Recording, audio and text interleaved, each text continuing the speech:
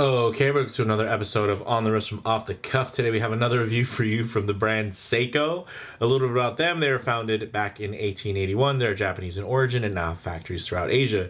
They cover all market segments from entry level to high end. And in terms of the type of watch, this is a pilot's watch. Some key common characteristics and design language you're going to find when you're looking at pilot's watches. Really, the only rule is having that balance of legibility and functionality. Of course, you will find Arabic numerals on many of these dials, but it's not necessarily, a rule set in stone. Now, the particular type of dial you're going to see here is very reminiscent of the German Flieger B-style dial. And this particular model is from their Seiko 5 sports line. This is the SRPH25. It's an international model, and it's basically an updated evolution of their popular mid-sized SNK Seiko 5 Fliegers of the past. Now, this particular variation, not really heavily stocked or promoted in the US, but I'm really glad I was able to track it down. And this was kind of a Top Gun Maverick inspired purchase because I saw the movie, very nostalgic for me, of course.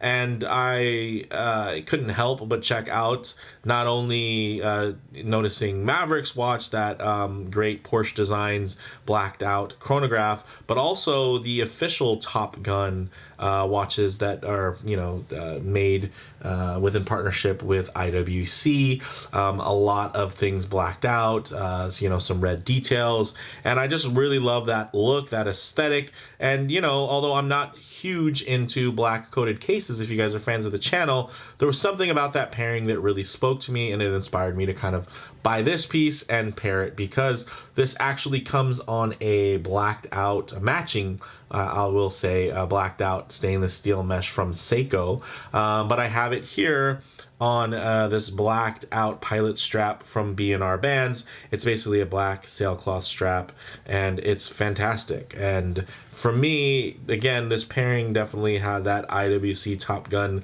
inspired feel to it, and I just wanted to share it with you guys. And maybe some of you are looking to go into the danger zone, but hopefully trying to do it for less. Let's go ahead, zoom the camera out, get this piece in hand, and find out, what's so cool about it. All right, guys, as you can see, even the matching hardware, which, was like an additional $5 from B&R Bands. I think this is about a $60 strap. So it's a great pairing. I dig the look. I like the contrast, everything kind of blacked out, very stealthy, very sporty. And of course, my time in the Marine Corps, this has definitely a tactical vibe to it, which I can appreciate. Now, I believe list price for this should be around $350, but you can find them anywhere between $200 and $300, depending on who actually has them in stock. Otherwise you're going to have to kind of search, maybe add a K at the end of the nomenclature number to search it out. But I'm really taken by this, and unfortunately, a lot of the more mainstream releases for this line, they really didn't speak to me in terms of their aesthetic. Of course, I like the layout, but in terms of the kind of the dial colorways and everything, they just, they didn't do much for me. But this one did, so I'm glad that I kind of stumbled onto it, even though it is, a lot lesser known, and definitely a lot, kind of lesser pushed or promoted in terms of North America and the US market. In terms of this case, you've seen it here before. It's basically the same Seiko 5 case that they use for their updated field watches. And the nice thing here is with the, their Flieger line, you are getting some compound finishing. So you're going to, instead of kind of it being all brushed or matte blasted, you're actually getting brushed and finished there. So you're getting, brushed and polished finishes. So you're going to get here, you can see the side nice and glossy, the bezel nice and glossy, and then the top section has that beautiful satin brush, and it's all underneath the black PVD coating. So, and in terms of the black coat, I think this type of watch and this aesthetic actually would look great to pick up some patina in terms of, let's say you wear this really rugged and you start wearing away at some of those lines here, some of those corners, wearing away, finding some metal. I think that'll actually look fantastic on this type of watch in particular. So it doesn't bother me again, and I can be very picky when it comes to anything with kind of a coating on it. So it really spoke to me. 39.4 millimeter diameter, 13.5 millimeters thick and 47.6 millimeters lug to lug. You can see those drilled lugs there. 20 millimeter lug width, which do help make this thing a strap monster, and did help in terms of having an easy pairing with this gorgeous piece here, and kind of putting together something that, again, it hits a theme for not much. You guys know I was really into Seiko mods before. Nowadays, you don't really have to do a lot of heavy mods. You can just swap out a bracelet, swap out a strap, and all of a sudden you have something that's really special, and I think just pairs well, and just kind of can take a certain theme to the next level. So the crystal here, it's a single dome. So, if it was a double dome, when you get to these kind of harsher angles, you wouldn't see all that distortion, which, can be a bit of a downside. But some people do enjoy a good bit of kind of visual interest by getting a little distortion there at kind of harsher angles. But for me, if I was able to choose, I would definitely prefer a double dome or a flat crystal, just for ultimate legibility. This being, a very function-forward timepiece. It is a hardlex mineral, so it's not a standard mineral. I've never scratched a hardlex before. I have tons of Seikos, so I don't have a problem with it being a hardlex. I think some people kind of get hung up on mineral, and they think they're all the same. I will say every mineral crystal I've had on an Orient has scratched or chipped, and for some reason any mineral crystal that I've had on a Seiko has never shown any signs of wear. So take that for what you will. That's just my personal experience as somebody who has a couple hundred watches, and many of them being Seikos. So getting into the case here, again, very nice silhouette, very classic. The case back, nice display case back. You can see the movement here. It's a 4R36. So 4R36 basically meaning that you can hack and hand wind this piece over the 7S26, and then or 36, because you do have a day date. But or an NH36, right? The main difference between this and the 4R is going to be that Sprawn hairspring, which does allow a much longer power reserve. Here you're going to get something closer to standard, I think like 38 hours of power reserve. So versus like a 6R15, which is like 50, or now the new 6R35s, which is like 70-hour power reserve. So that's pretty much going to be the main difference there. And then, of course, a little bit less in terms of its anti-magnetic properties, especially with a display case back. But I do appreciate a good display case back, and this is a mechanical timepiece, and not everybody is, looking at the back of a beautiful Speedmaster manual, man on the moon, sapphire sandwich level of movement, or zenith, or something that has really great decoration. So from this perspective, something like even like an undecorated Oris Salida movement, it would be finished very similar to this. And it's nice to kind of have that reminder that this isn't something that requires batteries, and it's something that you do have a bit more of a connection with, which again, something I can appreciate. In terms of this dial, let's get into it, guys. Printed indices, you do get those lume pips per hour there, which we'll see when we get into some kind of lume shots, the light transition. The dial is a very nice glossy black, deep inky black dial, and you do have the date complication at the 3 o'clock with white font over black wheels. And of course, since it is set to Sunday here, it's going to be the red text for Sunday, which is something that kind of Seiko does a lot. It's kind of one of their signatures. One thing to notice I really love about this seconds hand is that although it is polished, I believe it has kind of a darker tint to it. It's polished throughout. It does have a white tip at the end, and that white tip aligns perfectly with that inner ring there. And in terms of legibility, I love it. There's a lot of numerals here. You're getting the reverse, you're getting the hours on the inner, and then you're getting the minutes on the outer, which is very indicative to what you'd find in more traditional Flieger B-style dial. But they do a really cool kind of remix of it. They make it work. It looks good. I do like kind of that sectioned off sector like piece there, and then how it kind of you know, cuts off the line between the day and the date. It just has a certain symmetry to it where it just comes together in a really nice way that I like.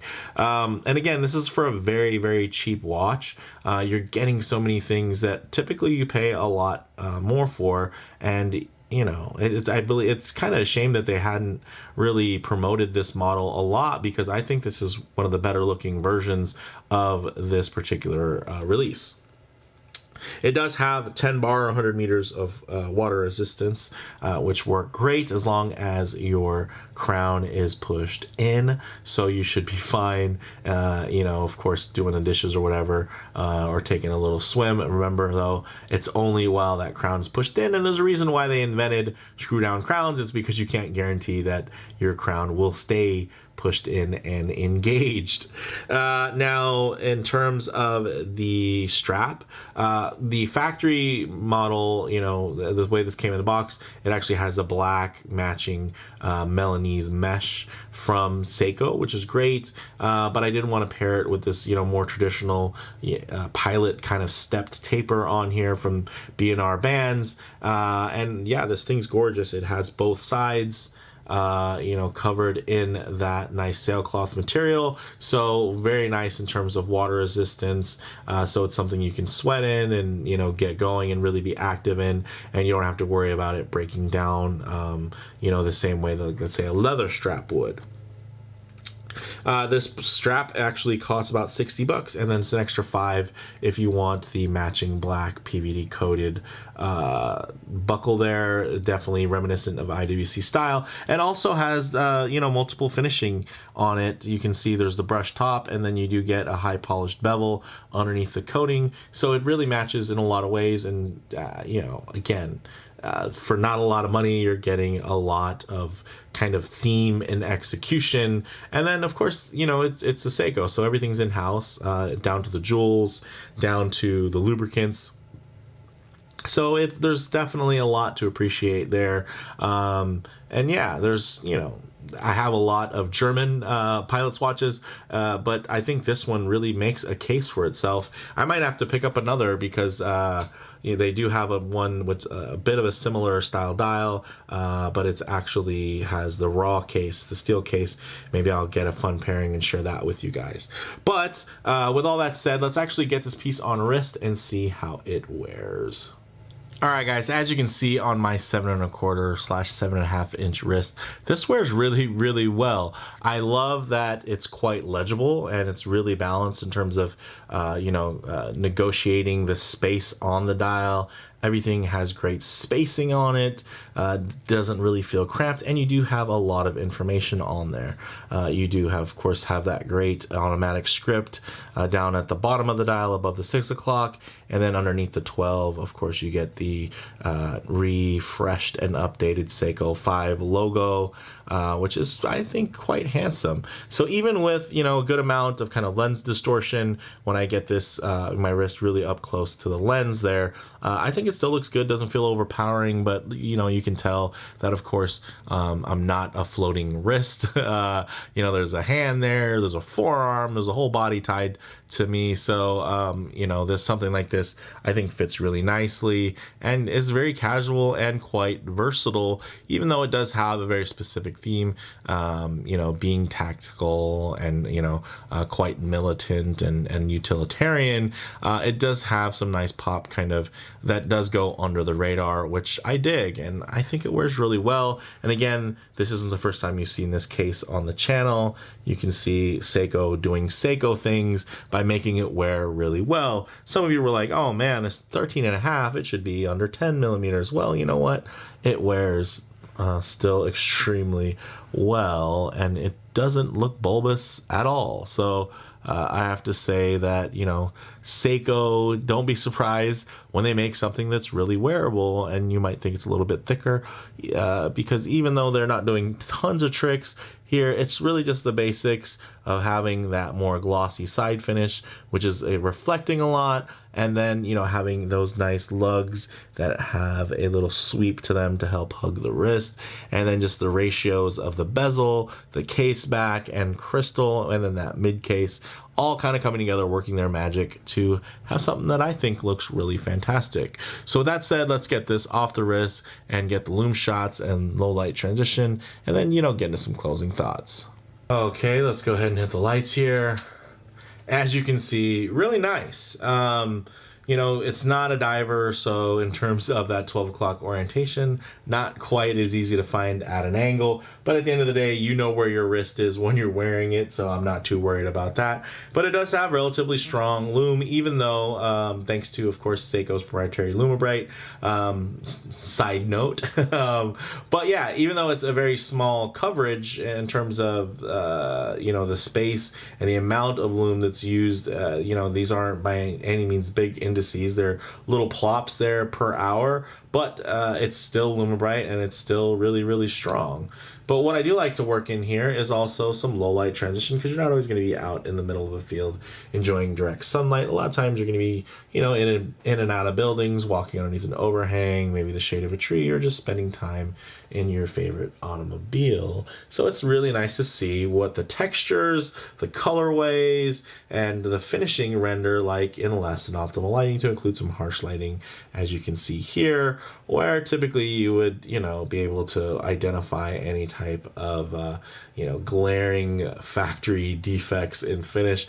But knowing Seiko, everything is fine in terms of the finish there. The nice thing is also to notice the way the sailcloth plays with the light, and then also what this looks like in kind of twilight-ish, you know, look at that. You would almost think that those numerals are lumed, but clearly they are not. So it's a really cool way that Seiko was able to, with this really inky black dial, keep the contrast there. Even in this kind of mixed lighting condition, you can see those numerals really, really do stand out. So that triangle there at 12 is still going to really help with orientation, unless you're just pretty much in complete darkness. You get any little bit of light there, and you're going to be able to tell right what time it is, which I can absolutely appreciate. So let's go ahead and get into some closing thoughts.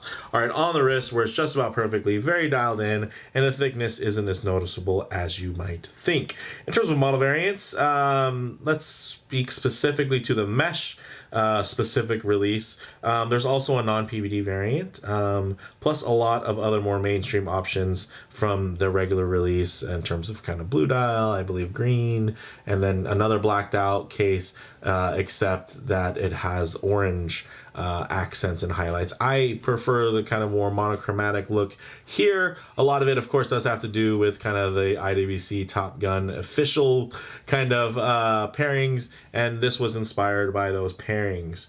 In terms of comparable models, I think this is still really competitive with a lot of other entry-level pilot watch options. You are, again, getting that in-house engineering and kind of that legacy to make up for things like the lack of a sapphire or the lower beat rate.